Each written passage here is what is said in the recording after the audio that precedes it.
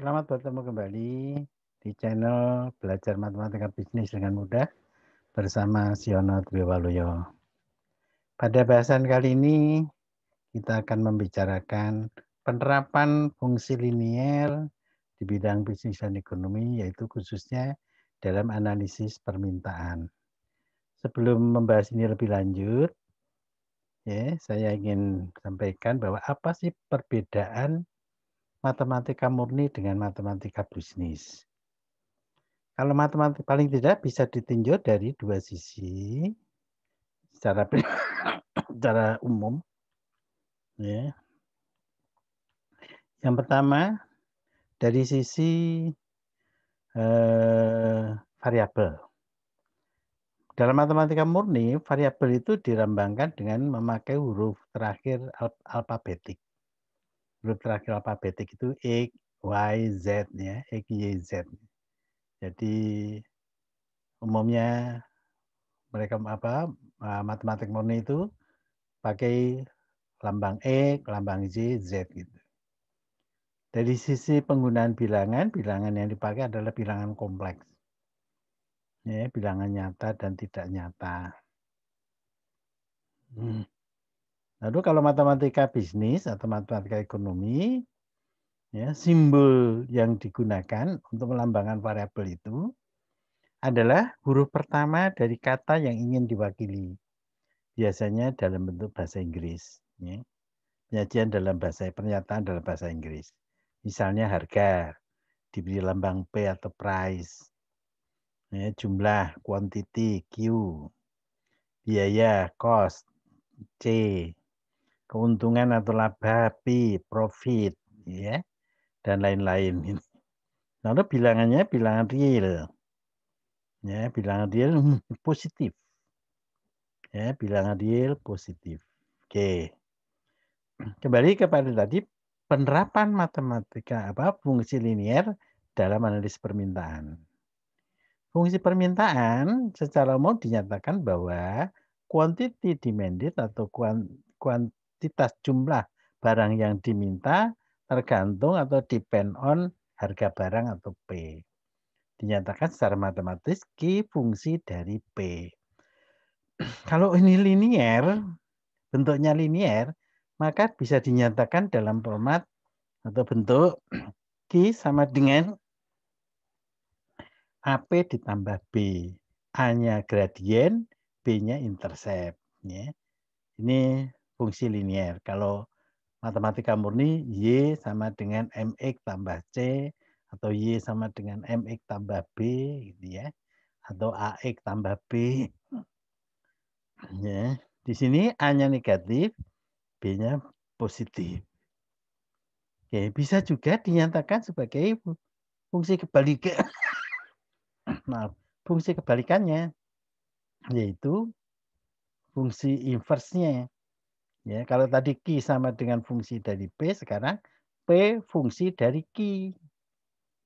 Jadi P itu tergantung Q. Ya. Kalau yang pertama itu namanya versi konsumen. Yang kedua ini versi versi penjual. Kalau konsumen datang mau beli barang, dia bertanya kepada penjualnya, berapa harga barang ini? Begitu. Saya mau beli sekian. Ya, dijawab oleh penjual. Ya, mau beli berapa? Nanti saya tentukan harganya. Begitu. Nah, ini fungsi kebalikan. Kalau P sama dengan fungsi dari Q, maka permintaan bisa dinyatakan dengan P sama dengan CQ tambah D. C-nya gradien fungsi penawaran, D-nya intercept-nya. Di sini ya C-nya kurang dari 0, D-nya lebih dari 0. Ya. Oke. Grafik fungsi permintaan, cara membuat grafik. Kita buat fungsi grafik mendatarnya, garis mendatar yang melambangkan Q, garis vertikal melambangkan P. Gitu ya. Perpotongan P dan Q namanya titik originnya. Demand-nya adalah ini ya, namanya gambarnya menurun. Gambarnya menurun, membacanya dari kiri ke kanan menurun. Berupa garis lurus karena linier. Oke. Kita maaf dinamakan D apa Q. QD sama dengan AP tambah B. Oke, contoh. Diketahui Q sama dengan 100 dikurangi 2P. Pertanyaannya pertama, berapa jumlah barang yang diminta bila harga barang tersebut adalah 20? Ingat lambang ya. Ingat lambang ya. Lambang yang digunakan atau simbol. Jadi kalau saudara paham dengan lambang, 80% permasalahan bisa diatasi. Oke. Kalau Anda belum paham tentang lambang, belum hafal lambang, berarti belum bisa menyatakan permasalahan dalam formula matematik. Jadi misalnya untuk evaluasi diri, saya sudah paham matematika bisnis belum ya? Gampangnya, apakah saudara sudah atau kita sudah tahu lambang atau simbol yang digunakan? Baik, pertanyaan. Berapa jumlah? Jumlah, quantity, lambangnya Q. Q-nya berapa? Kalau P-nya 20, harganya 20. Ya, Q sama dengan 100 dikurangi 2P. Ini Q sama dengan 2P. Berarti Q sama dengan 100 dikurangi 2 kali 20, karena P-nya 20. 100 kurangi 40, dapatnya 60. Contoh kedua, berapa jumlah barang yang diminta bila harga barang tersebut naik menjadi 25? Berapa jumlah? Q berapa? Kalau P-nya 25. Oke, dengan demikian Q sama dengan 100 dikurangi 2P. P-nya 25. 100 kurangi 50, dapatnya 50. Gampang ya? Baik. Yang berikutnya. Oke. Berapa harga maksimum barang tersebut agar konsumen mampu membelinya? Harga maksimum artinya kalau harga itu di atas harga maksimum itu konsumen nggak mau beli. Jadi kalau nggak mau beli berapa yang dibeli? 0. Ya nggak mau beli berarti nggak bersedia membeli. Berarti yang dibeli adalah 0. Oke, jadi kalau mencari harga maksimum, harga P maksimum, berarti analognya adalah mencari Q sama dengan 0. Atau menyatakan Q sama dengan 0. Jadi di sini 0 sama dengan 100 kurangi 2P. Karena Q sama dengan 100 min 2P. Dengan demikian bisa dicari P-nya sama dengan 50. 2P sama dengan 100. Berarti P-nya 50. Jadi harga maksimum. Maksudnya supaya mau membeli, konsumen bersedia meminta membeli, maka harganya harus di bawah 50. Kalau 50 nggak ada yang beli. Gitu. Berapa kebutuhan maksimum konsumen terhadap barang tersebut? Ingat, kebutuhan maksimum. Jumlah yang dibutuhkan paling banyak. Ya, kalaupun ada, diambil yang paling banyak seperlunya. Oke, analogkan misalnya, kalau kita diundang pesta, makan gratis, nggak bayar, ya tidak semua yang disajikan itu kita ambil atau kita makan semua. Kita ambil atau makan seperlunya, secukupnya. Ya, carrying capacity. Ya, kebutuhan maksimum. Jadi analogkan dengan kalau kebutuhan maksimum itu adalah kalaupun dikasih gratis, yang diambil yang itu maksimum udah.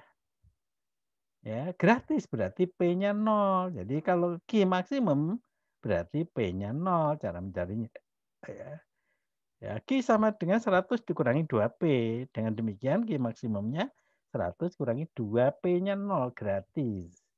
Jadi 100. Jadi kebutuhan maksimumnya 100. Baik, lanjut. Bagaimana menggambar grafik fungsi? Pertama kita gambarkan garis mendatar. Ingat garis mendatar tadi melambangkan quantity. Garis vertikalnya melambangkan P, gitu ya. Pertemuan antara P dan Q namanya titik origin 0. Sekarang analogkan. Oke. Kalau P-nya apa? Kalau P-nya 0 berarti Q-nya 100. Ini P-nya 0, Q-nya 100 tadi ya.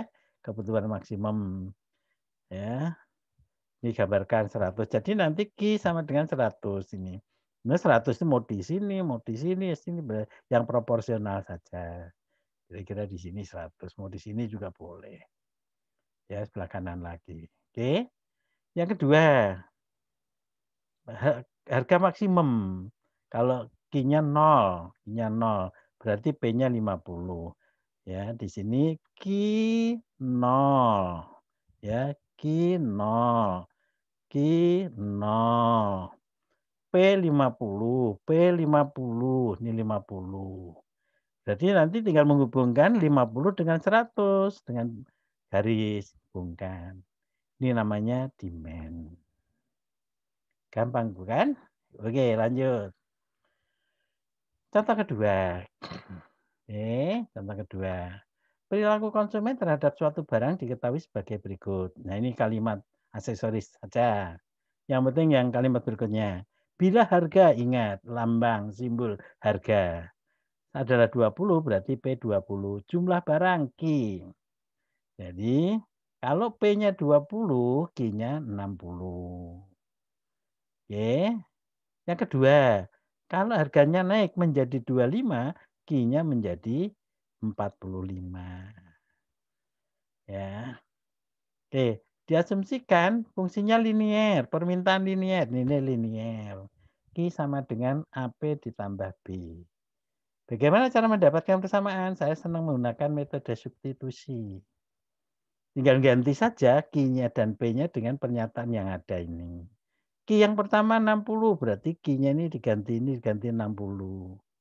P-nya diganti 20, jadi 20A tambah B. Q yang kedua 45, jadi Q-nya diganti 45, P-nya diganti 25A, jadi ya ditambah B. Dikurangi 60 kurangi 45, 15. 20 dikurangi 25 min 5. B dikurangi B 0. Jadi 15 sama dengan min 5A. A-nya berarti 15 dibagi minus 5 sama dengan minus 3. Ini A. Gradiennya. Interceptnya bagaimana? B-nya bagaimana cara mencarinya? Boleh pakai yang atas, boleh pakai yang bawah. Mau pakai yang atas berarti 60 sama dengan 20 A-nya minus 3 tambah B. Dengan demikian B sama dengan 60 ini 20 minus 3 min 60. Jadi plus 60 jadi dapatnya 120. Dengan demikian fungsi permintaannya adalah Q sama dengan minus 3P ditambah 120. B-nya 120. Ya, gampang ya. Baik, yang kedua. Yang kedua, kalau Q-nya sudah dapat berapa jumlah barangnya bila harga barang tersebut harga barang tersebut 30. Berarti jumlah barang Q berapa? Kalau P-nya 30. Oke. Jadi Q sama dengan min 3P. P-nya 30 ditambah 120. Jadi min 90 tambah 120 jadi 30. Berapa kebutuhan maksimum? Ingat tadi ya, kebutuhan maksimum Q maksimum. Berarti P-nya 0. Berarti Q-nya maksimum adalah P-nya 0. Tinggal ganti P min 3 kali 0 ya ditambah 120. Dapat 120. Ini bagaimana menggambar grafiknya? Gitu. Harga maksimum ya, harga maksimum. P maksimum berarti Q-nya 0 ya. 0 sama dengan minus 3P ini ditambah 120. Berarti 3P 100 sama dengan 120 berarti P-nya 120 per 3. Dapat 40. Dengan demikian harga maksimumnya 40. Jadi harganya berapa supaya konsumen bersedia membeli? Harganya harus di bawah 40. Baik. Nah, sekarang bagaimana menggambar grafiknya? Ingat tadi ya, menggambar grafik. Ya, kita cari 2 titik. Tadi saat kebutuhan maksimum P-nya 0, Q-nya 120. Harga maksimum Q-nya 0, P-nya 40. Gambarkan titik-titik ini dalam diagram kartesius. Gambarkan sumbu mendatar Q, ke atasnya P. Ya, P-nya 0, Q-nya 120. Nanti melalui titik ini. Oke, sekarang Q 0, P-nya 40. Ya, ini P-nya 0, apa, Q-nya 0, P 140. Jadi melalui 2 titik ini hubungkan dengan garis. Ini namanya demand. Ya, namanya demand. Contoh berikutnya. Permintaan suatu barang dicerminkan oleh perilaku konsumen sebagai berikut. Bila harga barang 20, ingat ya, harga P 20, jumlah barang Q 80. P 20, Q 80. Kalimat berikutnya, kenaikan harga 255 menyebabkan penurunan jumlah barang sebesar 10. Kenaikan tambah apaan? Harga. Jadi perubahan delta P bacanya delta. Ya. Naik 5 harganya. Sebelumnya 20 naik 5 berarti harganya 25. Oke. Jumlah barangnya turun 10, berkurang 10. Penurunannya 10, jadi delta Q-nya minus 10. Semula 80, turun 10, jadi Q yang baru adalah 70. Oke. Nah, dari persamaan ini kalau persamaan fungsi linier permintaan berarti Q sama dengan AP tambah B. Substitusikan Q yang pertama 80, P-nya 20, ini 20A tambah B.